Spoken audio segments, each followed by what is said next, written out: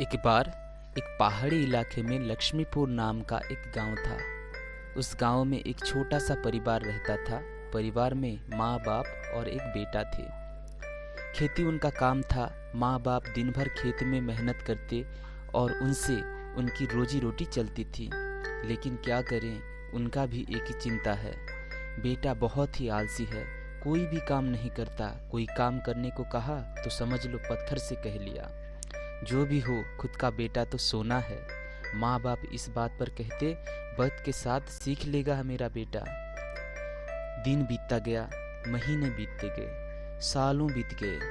अरे ये क्या, बेटा तो बिल्कुल नहीं सुधरा। अब माँ बाप करें क्या?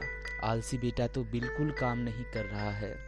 बूढ़े माँ बाप कितने दिन तक घर चलाएंगे? फिर माँ बाप मिलकर सोचने लगे बेटे को कैसे ठीक करें। उनको एक रास्ता दिखा। अगले दिन शाम को माँ बाप ने बेटे को पास बुलाया और बोला, बेटा देखो, अब तो हम बूढ़े हो चुके हैं और हमें लगता है कि हम ज़्यादा दिन और काम नहीं कर पाएंगे। तुमको काम करने के लिए कहकर तो हम थक चुके हैं। बेटा, मैं तुमको एक खास बात बोल रहा हूँ, तुम ध्यान से सुनना। हमारा जो खेत है वहाँ पर कहीं खजाना छिपा हुआ है। ये मेरे दादा ने कहा था, पर मैं कभी उसे ढूंढा नहीं। अगर तुम उसे निकाल लोगे तो हमारा जिंदगी संवर जाएगी।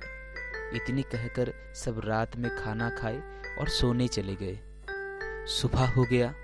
माँ ने उठकर देखा तो बेटा बिस्तर पर नहीं है, तो दवा का असर दिखाई दिया। दोनों खेत की ओर चल पड़े। दूर से देखे तो बेटा खेत में चारों ओर खुदाई करके खजाना ढूंढ रहा है। पहली बार अपने बेटे को काम करते देखकर माँ बाप बहुत ही खुशी हुए।